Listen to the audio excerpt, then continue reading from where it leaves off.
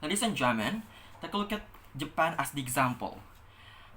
After the case of the tsunami 2014, they lost many things, such as human resources, infrastructures, buildings, and etc. and etc. But they don't directly rebuild that kind of stuff. Instead, they rebuild their own educational buildings, such as schools, universities, and etc. and etc. That is why Japan right now is really advanced in educational system around the world. They are being the kiblat of education worldwide, ladies and gentlemen. We say to you, this is the good example of this motion we propose. So, what do we want under opening government?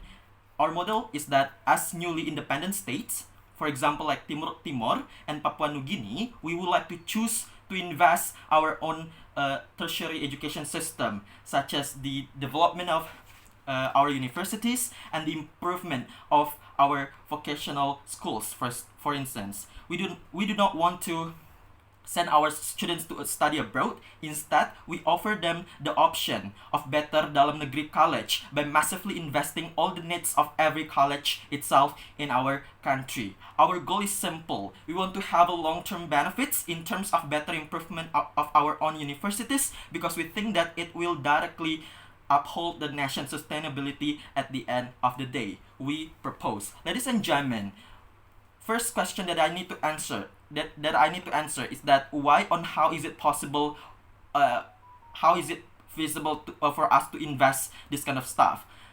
First characterization of newly independent state is that we have the capitals, ladies and gentlemen. We have the resources because we just after being colonized by the UK, for example, we are colonized to be better society and environment. The UK gives us the chance to be aware of good education, political interest, economic sustainability, and better civic engagement. We are trained to be independent before we are given the official Independence Day for ourselves. That shows to you that in the first scenario, we will have the capital anyway to build up our own university as best as possible we can. But even if we are not that rich, because in the second scenario, the characterization of newly independent states is that running out or low capitals and resources, because after being colonized by the Dutch, for example, like Indonesia, we in 70 years ago, we said to you that we still have something to sell, ladies and gentlemen. We have something to offer to other countries. Even if we have had a lot loss in terms of soldiers when the war happened, or loss of some resources taken by the colonialism itself, etc., etc., we say to you that we are not losing it at all. That's why we won the war to begin with. But even if the capitals or our resources are not that much, I'm going to prove to you on how is it is justified to sacrifice other fields only for the educational interest. Principally, this is justified. It's okay because basically we do not let go or lepas tangan in other spectrums anyway, ladies and gentlemen. Just because we prioritize the educational spectrum doesn't mean we give up on economic task, political task, or other security interests. We keep doing the urgent policies on those under prioritized fields.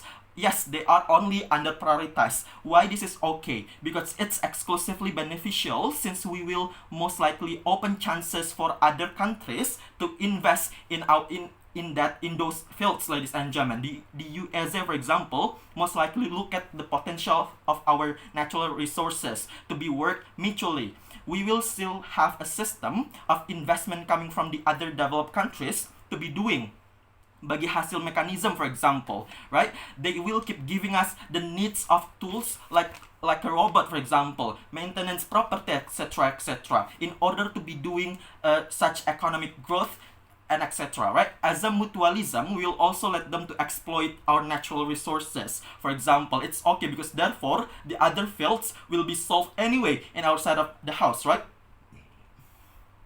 But lastly, why do we really need to prioritize the educational spectrum over economic, political, security interests? Because the education is the most important tool to improve and sustain other fields as well at the end of the day, right? How so? Because simply we will have the true experts from our own universities, ladies and gentlemen, from our own vocational schools, for example. This is good, right? Because we will have long-term benefits, ladies and gentlemen. What does it mean? We will have the contributions, the feedbacks, or the outcomes, or the outputs, build in our own universities. Yes, we cannot deny that if we send our students to go study abroad, they will get